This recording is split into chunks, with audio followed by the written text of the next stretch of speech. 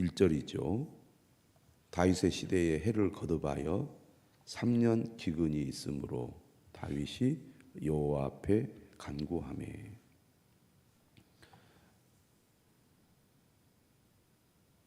정확히 언제 이러한 일이 일어났는지는 알 수가 없습니다. 순서상으로는 다윗 통치 후반기라고 볼 수 있지만 정확하게 언제 이러한 일이 일어났는지는 알 수가 없는데요. 3년 동안 기근이 있게 되니까 다윗이 하나님 앞에 기도를 합니다. 하나님 앞에 간구하자 하나님께서 어떻게 말씀하시느냐면, 이는 사울과 피를 흘린 그의 집으로 말미암아 이렇게 되었다는 얘기입니다. 사울 왕 때에 어떤 죄를 범했느냐면 기브온 사람을 죽이는 범죄를 저질렀다는 거죠. 사울 왕이. 2절에 보면 기브온 사람에 대해서 소개를 하는데, 이스라엘 족속이 아니요 그들은 아모리 사람 중에서 남은 자라. 여호수아가 가나안을 정복할 때 이 가나안 안에 거주하던 기브온 사람들이, 그들이 멸절되지 않기 위해서 이스라엘을 속이고 화친을 맺지요. 그 이야기가 여호수아 9장에 나옵니다. 먼 곳에서 온 족속인 것처럼 속이고 이스라엘과 조약을 맺은 거예요. 그런데 사흘 지나고 보니까 멀리 산 족속이 아니라 가나안 안에 살고 있는 족속이라는 것을 알게 됩니다. 하지만 이미 그들과 조약을 맺었기 때문에 죽일 수가 없었던 것이죠. 그래서 이스라엘 민족에 편입이 되어서 이스라엘 민족을 섬기는 그런 사람들로 지금까지 살아온 겁니다.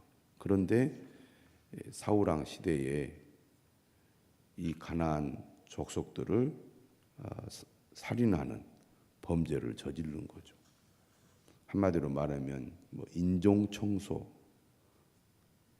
같은 악행을 사울 왕 때에 범했습니다. 그래서 뭐라고 되어 있습니까? 이스라엘 족속들이 전에 그들에게 맹세하였거늘 사울이 이스라엘과 유다 족속을 위하여 열심히 있으므로 그들을 죽이고자 하였더라. 이에 왕이 기브온 사람을 불러 그들에게 물으니라. 그러니까 사울 왕의 범죄로 말미암아 지금 다윗 시대에 3년 동안 기근이 일어났다고 하나님 말씀하신 거예요. 그래서 방금 2절 끝에 왕은 다윗 왕입니다. 다윗 왕이 기브온 사람을 부른 거죠. 신명기 19장에 보면 어떤 말씀이 있냐면 10절에 무죄한 피를 흘리지 말라. 이같이 하면 그의 피가 네게로 돌아가지 아니하리라. 이렇게 말씀하셨고, 또 13절에 보면 무죄한 피를 흘린 죄를 이스라엘에서 제하라. 그리하면 네게 복이 있으리라.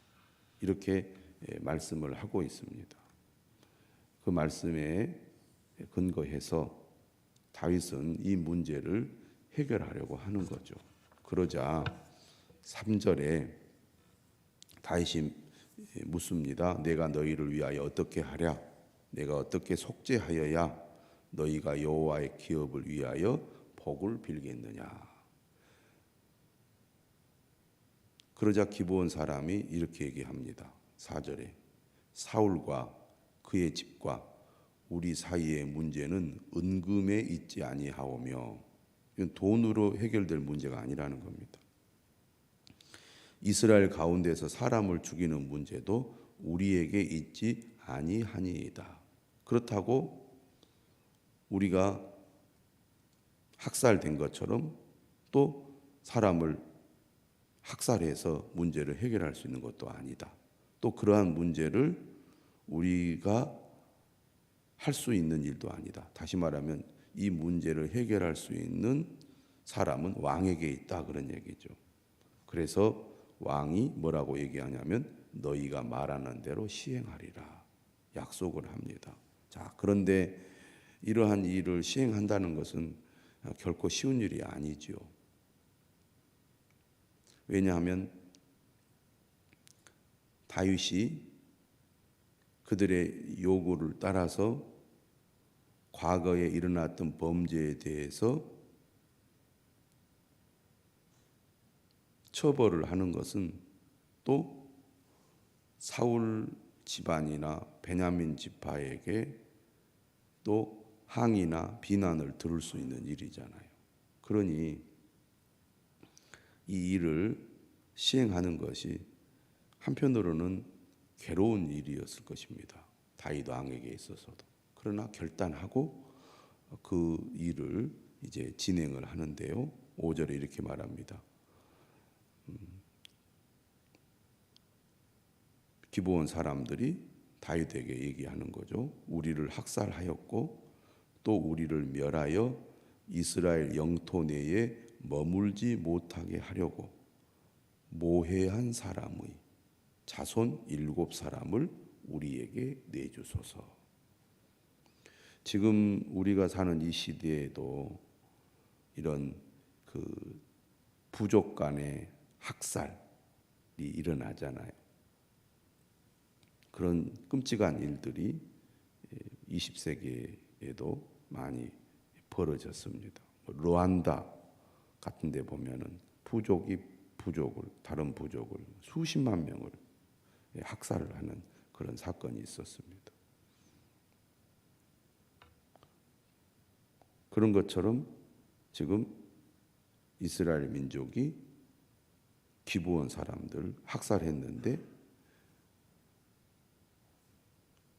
이 문제를 해결하기 위하여 사울 자손들이 그 죄의 대가를 치러야 한다는 것이죠.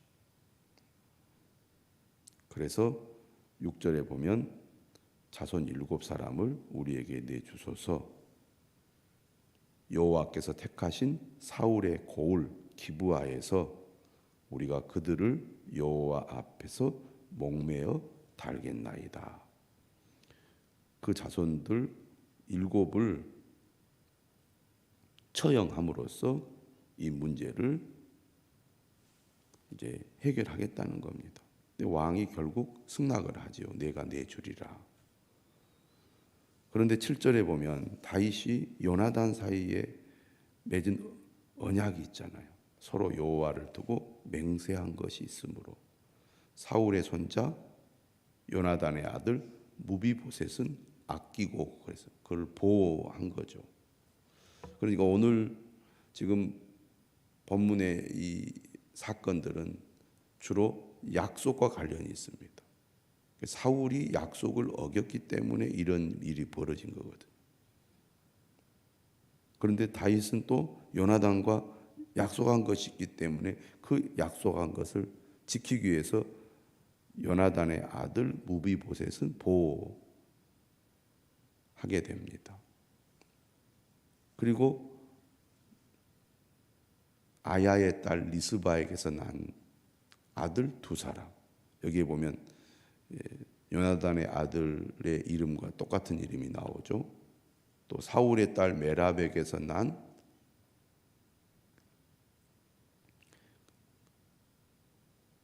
바르실레의 아들 아드리엘의 5 아들 총 7명을 붙잡아서 기브온 사람에게 넘기고 기브온 사람이 그들을 산 위에서 여호와 앞에 목매어 답니다. 처형을 한 거죠. 그래서 그들 7사람이 동시에 죽게 되죠. 근데 그 죽은 때가 언제였느냐? 곡식 베는 첫날 곧 보리를 베기 시작하는 때, 그때 이 처형을 하게 된 겁니다. 과거에 범한 죄, 언약을 어기고 범죄한 것에 대한 처벌을 그 후대 사람들이 지금 받게 된 거죠. 지금으로 우리가 생각하면 이해할 수 없는 일이지만 그 당시에도 매우 고통스러운 일이었을 것입니다. 이런 일이 있은 이후에 어떤 일이 전개가 되느냐? 10절에 보니까 아야의 딸 리스바, 8절에 나온 사람이죠. 그 리스바가 굵은 배를 가져다가 자기를 위하여 바위 위에 펴고 곡식 베기 시작할 때부터 하늘에서 비가 시체에 쏟아지기까지, 지금 다윗이 이러한 일을 결정하고 시행한 이유가 어디에 있습니까? 3년 동안 기근이 들었기 때문이죠. 그래서 농사를 제대로 지을 수가 없고, 그러게 되므로 이스라엘 백성들 전체가 기근으로 인한 고통을 겪지 않았겠습니까? 사람도 많이 죽었을 것이고, 그런 가운데서 지금 이러한 이 범죄에 대한 처벌을 내린 건데, 이때 아야의 딸 리스바가 죽은 자식들을 위해서 어떻게 합니까? 10절 하반절에 보니까 그 시체에 낮에는 공중의 새가 앉지 못하게 하고 밤에는 들짐승이 범하지 못하게 한지라. 어떻게 보면 지금 시신을 매장하지 못하도록 한 것 같습니다. 그 자체도 하나의 형벌이라고 볼 수가 있겠죠. 그러니까 목매달아 죽인 시신을 내려서 아마 이 땅 바닥에 그대로 방치시켰던 것 같아요. 그러니까 그 어머니의 입장에서는 얼마나 원통한 일입니까? 그래서 그 시신에 새나 들짐승이 가까이 하지 못하도록 밤낮으로 그 시신을 지키고 있는 겁니다.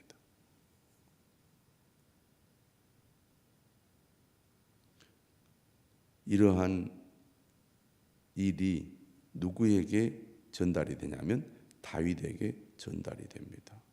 그러니까 기브온 사람들의 마음에 그 원통한 그 마음도 다윗이 이해했지만, 이로 인하여 사울의 집안에 일어난 또 비극적인 일도 가슴 아프게 여긴 것입니다.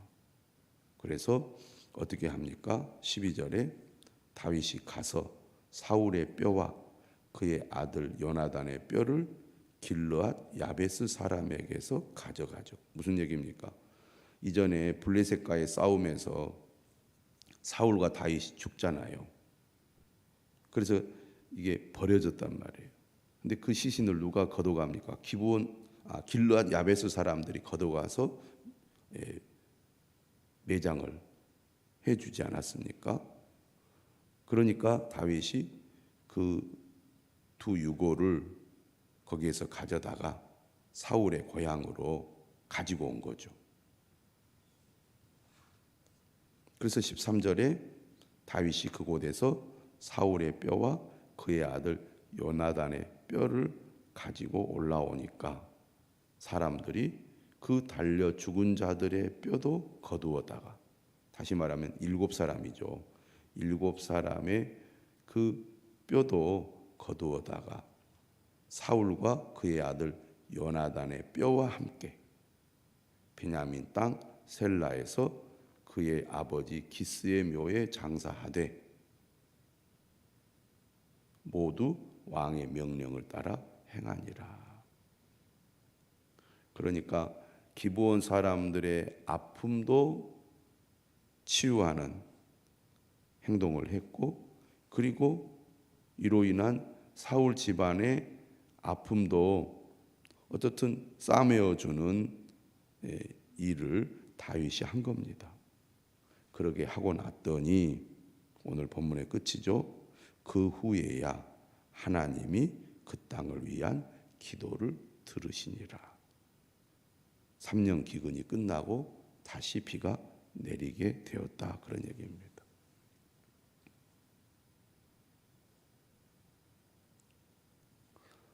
언약을 어기고 기브온 주민을 학살한 사울의 집안 대신에 다윗이 속죄하는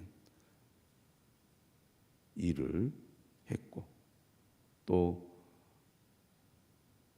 그로 인한 이 사울의 후손들의 눈물을 또 닦아주는 일을 하고 나니까 하나님이 모든 것을 다 이제 용서하시고 진노를 거두셔서 비를 내리게 된 것입니다. 과거에 벌어졌던 그 범죄를 치유하는 일을 왕으로서 행한 것이죠. 우리나라도 과거에 제주 사건이라든지 여순 사건이라든지 학살로 인하여 고통을 겪는 사람들이 있지 않습니까? 세월이 많이 흘러도 그 후손들의 그 한이라 그럴까요? 그러한 것들이 여전히 남아있기 때문에 그러한 문제들을 해결함으로써 민족이 또 치유가 되고 하나가 되어가는 것처럼 이스라엘 백성을 이끄는 왕으로서 백성들의 아픔이나 또 그 깊은 한을 치유하는 일은 매우 중요한 일이었다고 할 수가 있겠습니다. 그러한 이 다윗의 행동들은 우리가 눈여겨보고 또 본받아야 할 부분이라고 여겨집니다. 여러 가지 어려움 속에서 하나님의 도움을 구하고 그 가운데서 하나님의 응답을 따라 믿음으로 결단하는 그 다윗의 결단과 또 그들을 치유하기 위한 다윗의 노력들, 이러한 삶을 본받는 이 아침이 되시기를 주님의 이름으로 축원합니다. 기도하겠습니다. 하나님 아버지, 감사합니다. 새로운 한 주가 시작되는 월요일 아침에 주의 전으로 저희들 불러주셔서 감사를 드립니다. 3년 기근을 맞이하여 하나님 앞에 간절히 기도했던 다윗이 문제의 원인을 알고 그 문제를 해결하기 위하여 여러 가지 고통스러운 가운데서도 결단하고 해결한 다윗, 그리고 그 가운데 그들이 겪어야 할 눈물을 닦아주는 그 다윗의 또 자비한 마음을 오늘 말씀을 통해서 보게 됩니다. 우리의 삶에 이러한 어려움들 또 깊은 상처와 문제들이 있습니다. 헤아리고 해결하고 용서하고 치유하고 회복하는 삶을 살아가는 저희들이 되게 해 주시옵소서. 오늘 하루도 하나님 우리의 기도를 들으시고 은혜 베풀어